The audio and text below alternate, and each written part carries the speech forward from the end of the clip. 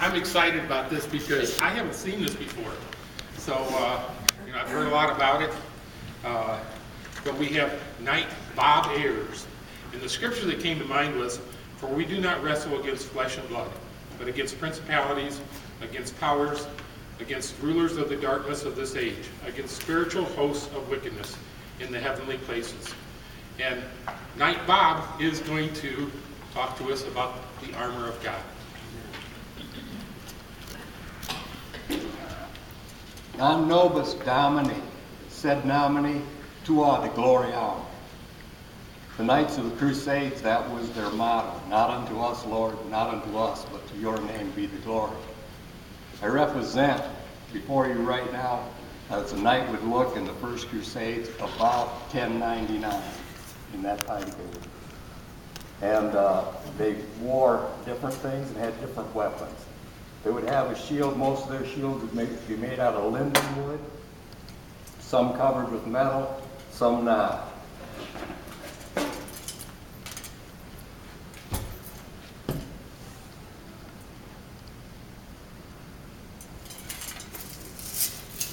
Take off my helmet so you can hear me. This helmet's called a transitional helmet. There's a lot of different types of helmets during that time period. Many of them didn't have a faceplate at all.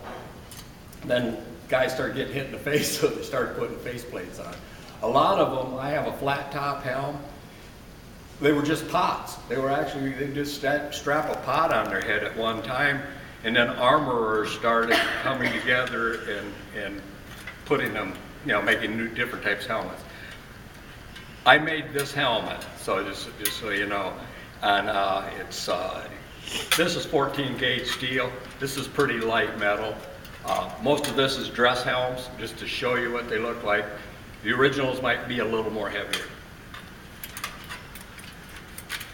And as you see the helmet sitting on the stand that I do the armor of God with, you can see this faceplate. You can see how it kind of transitions through.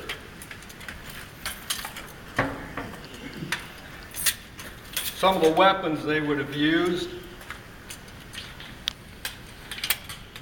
This is a war hammer. That's my favorite. If I had to actually choose a weapon, this is the one I would get. It's concave with 4 points on it, which means if I hit my armor, it will dig right in. It won't slide off. And it's made to crush my breastplate or my helmet. And if you mash this, my breastplate's real tight against my chest, and if you mash it, yes, I'm out of luck. The other end is worse. This is pretty obvious what that's for, but it'll punch a hole right at the top of anything or in the breastplate of anything I've got. Once that's shoved in, not only is the wound bad, but just like if you shoot a tin can with a 22, or it'll spread the metal out on the back side, it shoves that metal out on this side. So then when I'm walking, this is just rubbing up and down on the wound, so it's not long you have to get your armor off anyway. So this would be one of the weapons that they would have used. The end is for close quarters. You come up, they can knock you down.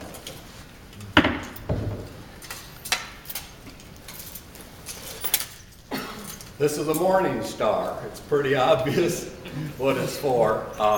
It will do a lot of damage. This one happens to be what I call a wall model, something you'd hang on the wall. I won't swing it around because the end will pop off and everybody will run screaming as it heads toward them. But there's two types. This is called a morning star, and then there's what they call a flail. If you've ever seen nunchucks that they use in the Japanese things, well, a flail's similar. It has another end on it, which probably there'd be wood here, and the other end would be similar looking, but it might be a piece of metal. And then you have a mace, which is just connected with one, nothing swings. And these are very dangerous. The Society of Creative Anachronisms is a medieval group that does kind of like reenacting combat, but but everybody fights in armor. This is the armor I used to wear to fight in. We made some maces, and we used chain and sticks and softballs, okay? And the very first battle out, about 3 or 4 guys had them. One guy got his arm broke, and they dislocated the shoulder on another guy, and they outlawed us using them because the chains would wrap their arms. The softball did hardly nothing. But if I swung and it hit your arm and I would pull back to do another swing, well, you yanked you right out. So they said, nah, that's not good. And that was just with softballs, so you can imagine what the real thing would do.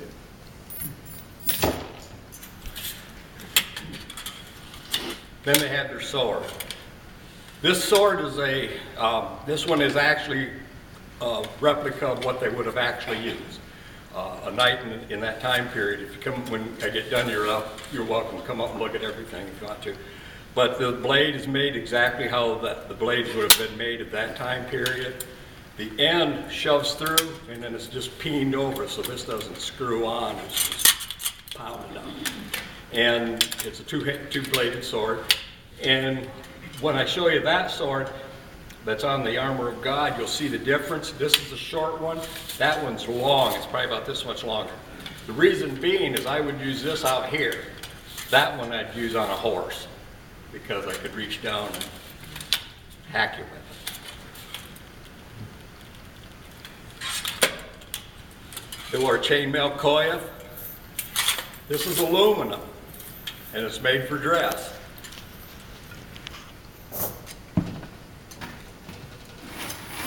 This is what you call original combat. This chainmail suit I made, it's got about 55,000 rings in it. I had to make each ring individual. So, and then what we call weaving, I had to weave it together. And when you do that, you use pliers. Took 3 months to make it. This weighs about 8 pounds. The suit, called a hauberk, that weighs 47 pounds. Wow. That's why I'm not wearing it. I tell everybody it's like wearing an anaconda because the rings go in and out. And as I'm talking, I get a little short of breath, a little bit down. The suit weighs down and it sucks in. Before long, I'm talking like this and I'm just squeaky. So I said, I wore it for church the other day, and I could not wait to get it off. But it's interesting to see how you take it off. I have to bend over and kick it up, and then take and shake my whole body, and it slides forward and drops off. It's the only way you can take chainmail off. I did a demo at a school. Had a young man come up, and I would put them in all my armor.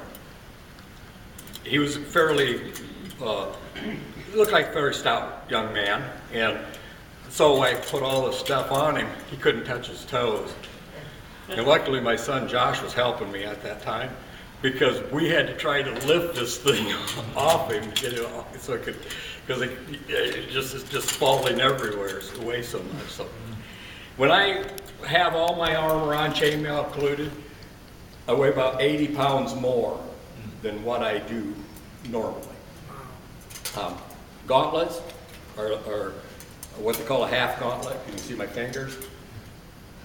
Typical of that time period. A lot of things that you'll see, a lot of our sayings come from. Like, throw down the gauntlet. That means I challenge you. You pick it up, then we will have a duel. That's kind of how that stuff all works. You'll see that visor flips up on my helmet. On the armor of God. Well, that visor flips up. That's where in the old days men would tilt their hats because it was rude to talk to a lady with your face mask down. So you had to pull it up so she would know who you were. Same way you didn't have your hat tilted down so she couldn't see your face. You always took your hat so she could see who you were. But all the armor that I have on is basically stuff I made. The armor you see over here, I call this spiritual armor. This is the armor that you should wear. Now all of you guys are knights. You're going out into a combat zone. Every time you go to the jail, It's a combat zone. It's a spiritual combat zone. You should be ready for battle. And that's what we're going to talk about. I think I want to whirl that around. Does anybody want to put this stuff on? I'll armor some kind of armor up. I would like to, but I have a bad back, and that's the only thing that worries me about it. Okay. I'm definitely excited to inspect the helmet and Okay, stuff, though. no problem. We will start. When you put on medieval armor, the armor they talk about in the Bible is Roman armor. So it's a lot different than what I'm talking about. So when they talk about the breastplate or the belt of truth, when you hook on your belt in Roman armor, everything came off of that belt. Well, my belt basically holds the breastplate together, so it's kind of a different thing. But the belt of truth, basically just what it is. It's God's truth. When you guys are talking in the jail, you're talking about the truth of God. And so when you put on your belt of truth, that's what you're doing. You're putting on something that's going to allow you to give the gospel. Then you have the breastplate of righteousness. This thing's like a clamshell. So you put it over you, and then you get it done. But see, it covers the back too. You notice mine doesn't. What I'm wearing doesn't cover my back. In night's time, there's a special reason for that. I turned my back on you, I deserve to die.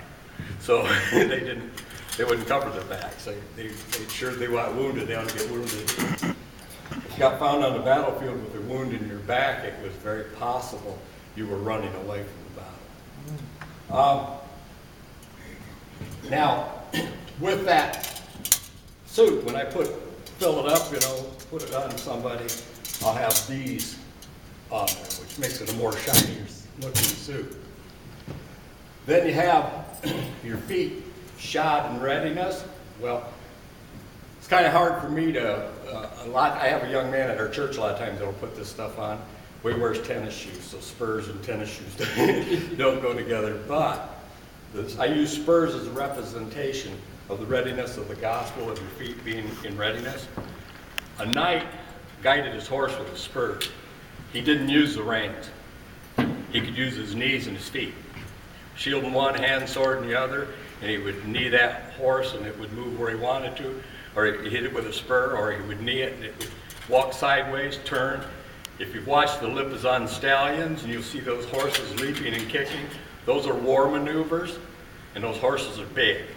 So you can imagine you're running up to a guy to drag him off his saddle, and you get a butt of a horse about that big slamming you in the side.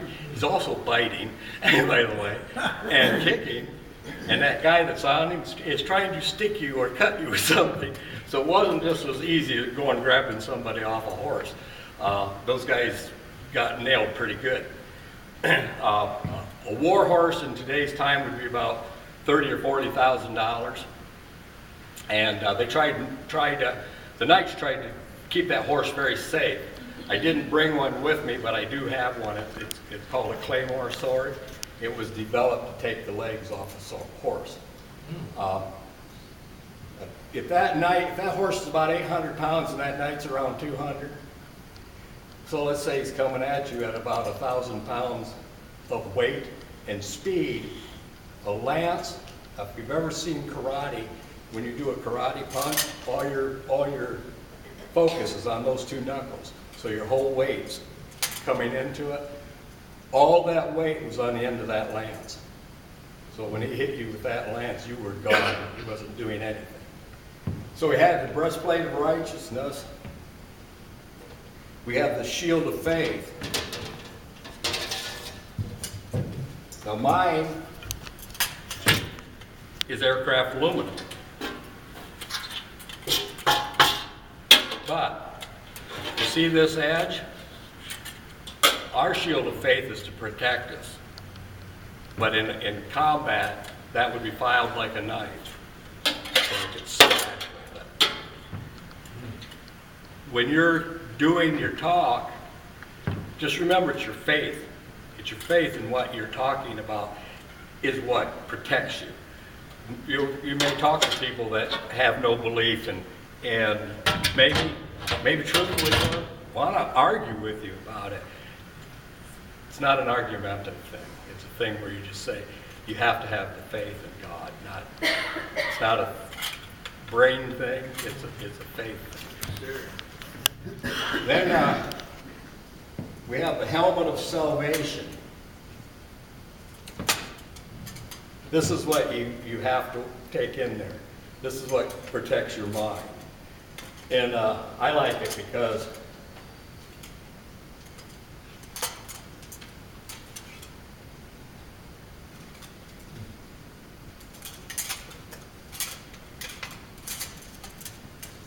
when it's on, I can talk to you, but in truth, if I want to keep all the stuff that could come in and work on my head, you know, I close her down, and so my whole head's protected. Well, that's Christ. He tries to protect our mind, he tries to protect our hearts, he tries to protect us from things that go on. And so when you walk out of the house, you know, you have this on.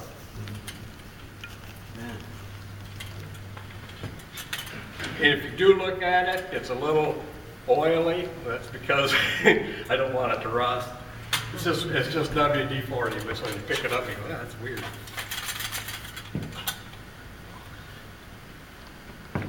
This is your only weapon. This is sort of the Word of God. And that's the reason that's your weapon. Because no matter what you talk about, Pastor and I was talking about eating today, where I watched a lot of History Channel stuff. And I said, and I get interested in these people that are talking about the Bible and whatever and that.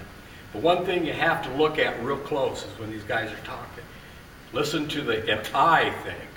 Right. Okay? The Bible says. Exactly. It's not what you think. Where's your proof this isn't true? Any of us can think something, you know. To give you an idea what I was talking about earlier. See how much longer that is? So I'm standing here. I'm standing here in my horse, and I can't do anything. When I get this one. So that's what I meant, that those guys could reach down lower. No good for inside a castle. You've only got about this you can do. This one gives you a little bit more room, and there's even shorter ones that people have.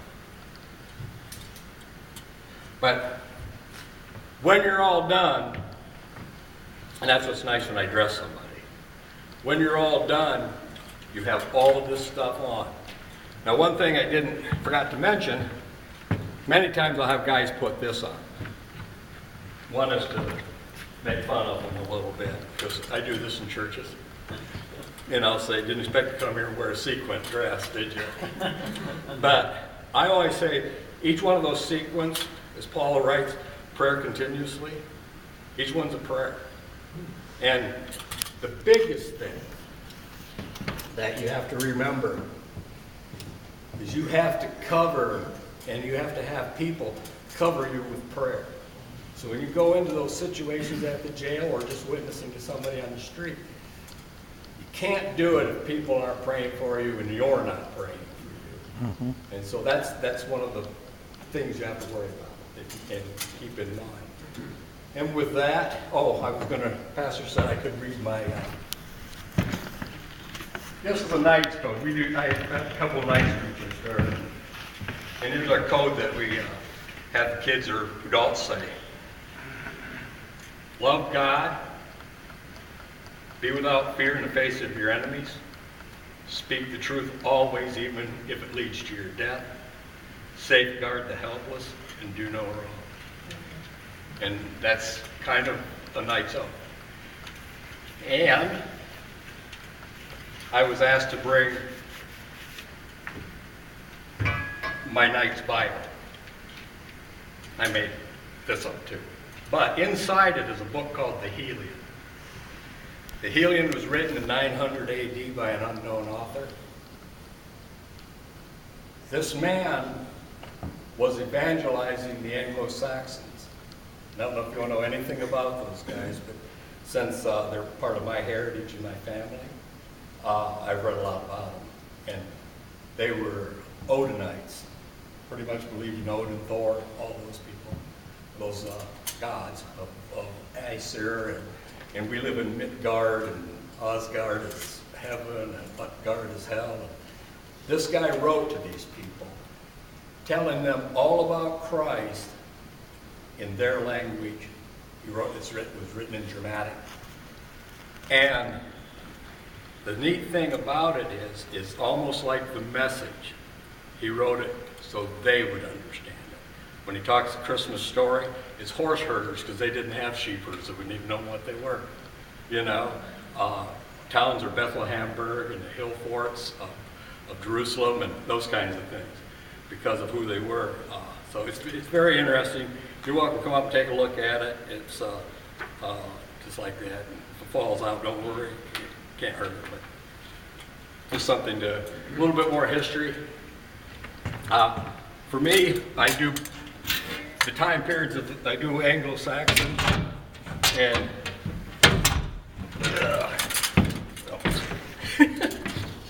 see if I can not fall off here again. I think I'll just lay it down, that way it won't fall over. On the front is a prayer. Vader, who the earth, whom he fauna, die helgat du becometh in rätt. Die wordigt in wila och rufan så var on he fauna.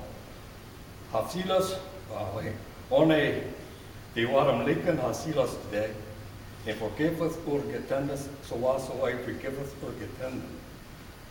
And die wordigt una constange akalais of evil solashi. That's the Lord's Prayer in Anglo-Saxon. And so those people knew it too, you know.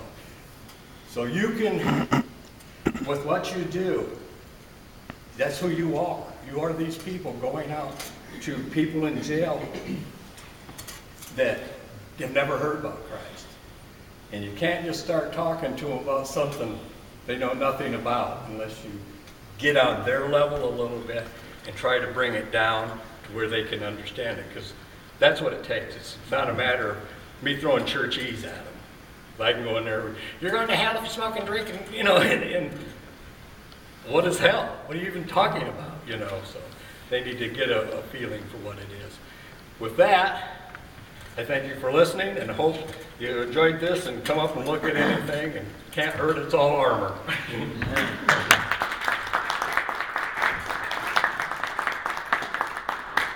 Does anybody have any quick questions for Bob? Yeah, glad to answer anything. Good. I have one. Are those real swords, or did you make those? No, well, this one is what I call real, and I didn't make any of these, but this is what I call real. It's made traditionally out of the same type of steel they would have used. This one is what I call a wall hanger. This is my most prized sword.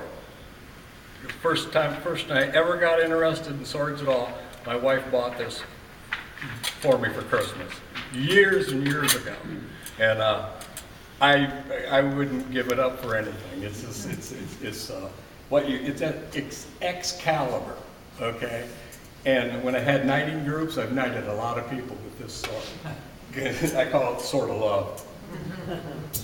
What would be the average weight of a soldier fully dressed? Just what our soldiers are today, about 78 pounds. If they had a backsack, they could drop off the back. Now, right, those guys couldn't drop theirs off. When you come up, pick up that chain belt. That's about half of that. Half of that weight is that chain belt. And they all wore it. That chain belt, there was not any anesthetics in the Middle Ages. The worst thing that could happen to you is to get cut.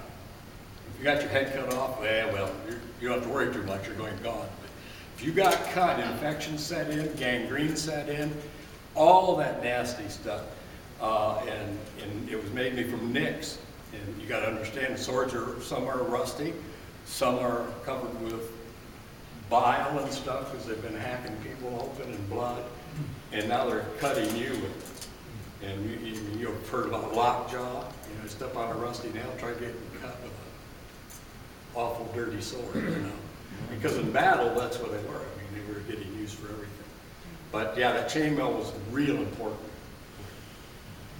Anybody else? Now, that book, the person who wrote it got the information some way from. He was a priest. He was a priest. They know that for a fact, but they don't know who he was. He didn't sign it. It's just a manuscript, And priests spend a lot of time. That's what they did. Many of our priests were knights. Our monks were knights. They got trained in reading and writing, but they didn't have the money to armor up, buy castles, and do that kind of stuff, because they come from poor or noble families. You had to be of noble birth to be a knight. Then when I knight people in the knights groups that I've started, how do you become of noble birth? Does anybody know? Through Christ. Pardon me? Through Christ. Are we all of noble birth? Exactly. That's what we're saying. You have, that's what I tell them. So I've had people, could I get knighted? Yeah. What do I have to do? Profess your faith that Jesus Christ is your Savior. That makes you a prince or a princess, and therefore of noble birth. So that's how it works. Right? Well, in the Middle Ages, there were Bibles, some Bibles or some. Yes, only you didn't have it. Only the church had it. It was, as a matter of fact, it was a punishment by death if you got caught with a Bible. Well, the printing press wasn't developed until the 1500s. Right, exactly. Yeah, and you can actually thank King James.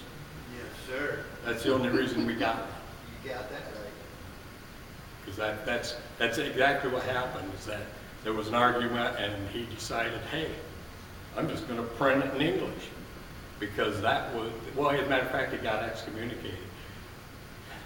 When you hear about people talking about translations in the Bible, how all these Bibles came into being, Wycliffe and Tyndale, I think both were burned at the stake. Not because of heresy. And their heresy was they printed the Bible in English. They wrote the Bible in English. That was the heresy. Not that they were proclaiming Christ was not the Son of God or anything like that. They were actually trying to proclaim Christ to the masses. But the major church at that time didn't want that to happen, because then everybody starts thinking about what they, I read it, this is what it means to me, and you do have some problems. So. Bob is going to show us jousting after the meeting, but he needs a volunteer to be a target. So, I'm just kidding. This is our last meeting of the year, and so I'm thankful that Sheriff Tim Troyer is here. He'd like to speak to you for a few minutes, and so I'll turn it over to him. Sheriff Tim Troyer.